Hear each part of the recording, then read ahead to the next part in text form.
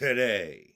There was some cooking going on over the weekend at UFC Shanghai as we learned that quite a few fighters moonlight on the side as chefs.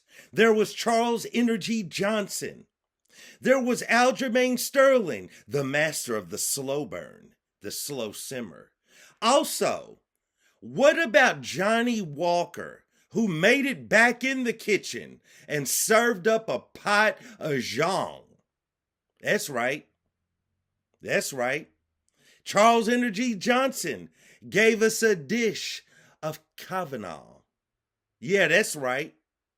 That's what happened. And then, point blank period, Michelle Pereira, he just cooked. He ain't even a chef, he just cooked. All of this and more on today's episode of Matter of Fact MMA. What's up? What's happening? Let's go. What's up, guys? We right back at it. We right back with it. It's your boy, Matt, and we are here to go over UFC Shanghai. Just a few takeaways. This is going to be a quick one for you all. You know what I'm saying? Few takeaways of UFC Shanghai. In the main event, we saw, really, I just want to talk about Charles Energy, but let's get to it. In the main event, we saw Johnny Walker make his way back in the kitchen and chef up a pot of zhang ming-yang. Here's the thing, bro. This was wild to me because here's the thing, dude. When Zhang was walking out to the octagon, what a moment, bro. He had the music going that seemed like it was native to his country. You know, he was filled with happiness, pride, joy, every other cool adjective you want to use. The crowd was into it. It was a beautiful thing there going down in Shanghai, China. However,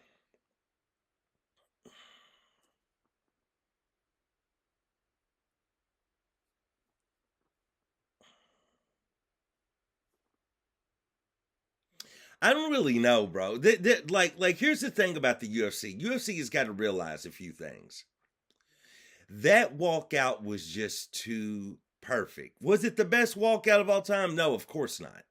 But it was just too perfect given the setting, the location or the region, the music, the fighter.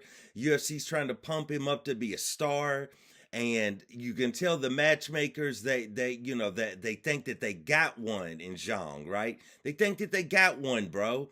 And they put together this whole event. They threw him in the main event, and all Johnny Walker had to do was go out there and take the horrible L that he always takes. This dude takes more goofy knockouts than anyone I've ever seen. You know what I'm saying?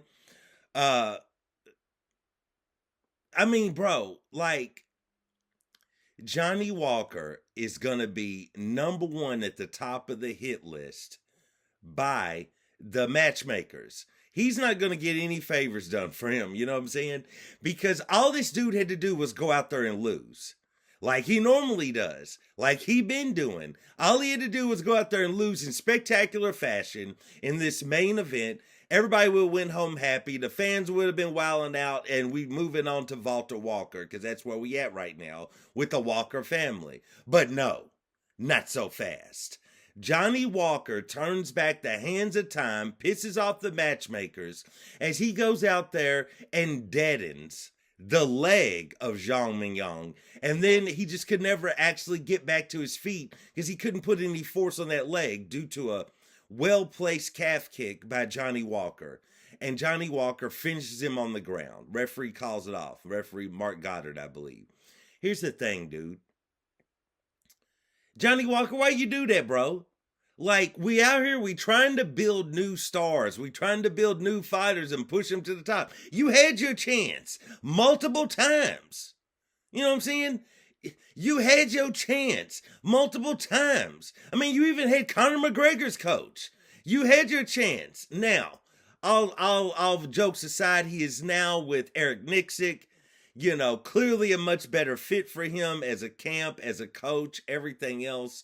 But, dude, Johnny Walker, did you not get the memo? Did Dana White not send you the text that you supposed to take that L so they can prop up Zhang Mingyang? Like that's what the whole main event was for. That's what the whole walkout was for. And then here you come dancing and stuff, and you dance your way into a damn near a leg kick finish, bro. And that's it for Zhang Mingyang. I mean, it ain't like he won't come back, but that's it for him. I mean, pack him up, boys. Pack him up. Send him up out of here, because Johnny Walker just had to get, he had to get his that night. I mean, come on, Johnny Walker.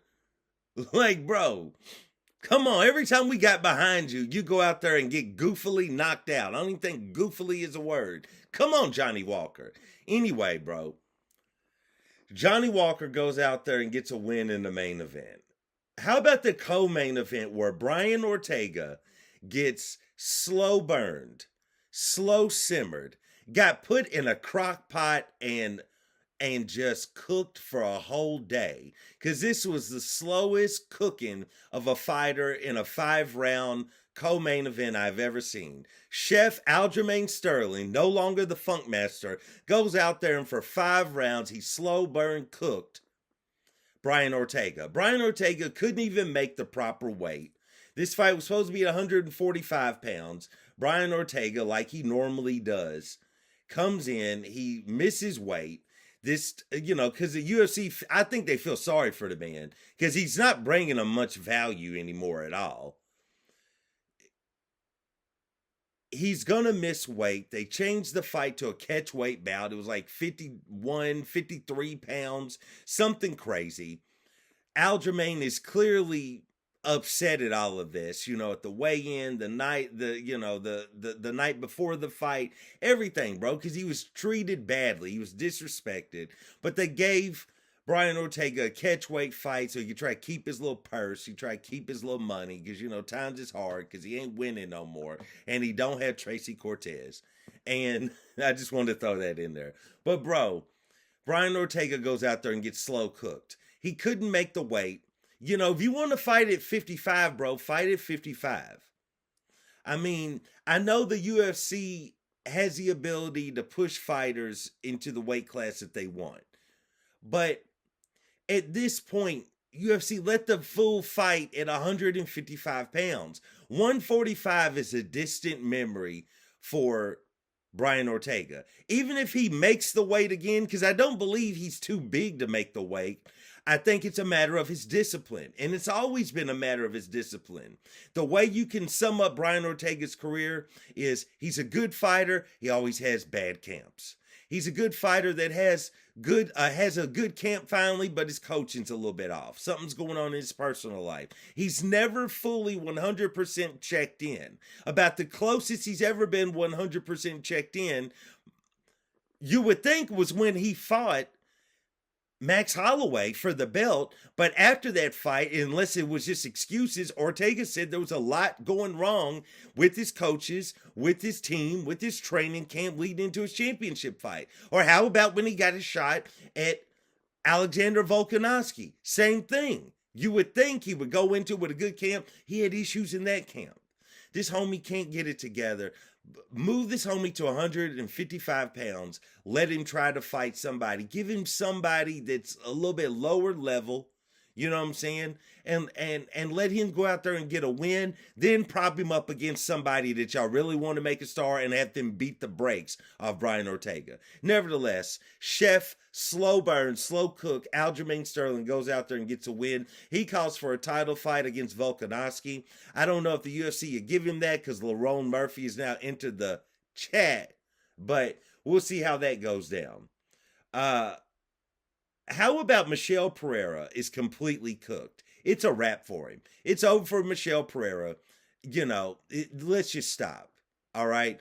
The guy that dazzled us in his first couple of fights in UFC, dancing to the octagon while taking L's, but still dancing to the octagon, my dude, it's over. He goes out there, he loses, he gets, bro, he got folded in half and testified on the ground via Kyle Dawkins. Bro, when you're out there losing to Cal Dawkins, who just returned to the UFC, shout out to Cal Dawkins because you're back in the win column. Bro, Michelle Pereira, what are you doing? All right, there's nothing left, bro. You started in 170, you went to 185. Now I don't know what's wrong with you. You're a shell of your former self, and I was a fan, but I can't even stomach you. I can't stomach you anymore. And then finally, how about Charles Energy Johnson, who's a Michelin star rated chef, as he goes out there and cooked us a whole plate of Lanier Kavanaugh. Bro, Kavanaugh he was out there. I thought he had Charles on the burner. Like, I thought he had him in the pan. But nevertheless, as they go out there and they do battle, Charles Energy Johnson back in the win column, knocks the man out, deadens the hype train, keeps it moving, and I was all for it, bro. And that's pretty much it. There was a few other things that happened there, UFC Shanghai event, but these were the things that stood out to me. There was a lot of chefing and a lot of cooking going on. Please like, subscribe, comment. Let me know what you think. Let me know what you think about the turnouts at Shanghai. Just let me know what you think. And, make a joke about Brian Ortega being cooked, because he's cooked. And, I don't know. Nevertheless, I do want to thank you guys for joining me for another episode of Matter of Fact MMA. And I'll check you next time.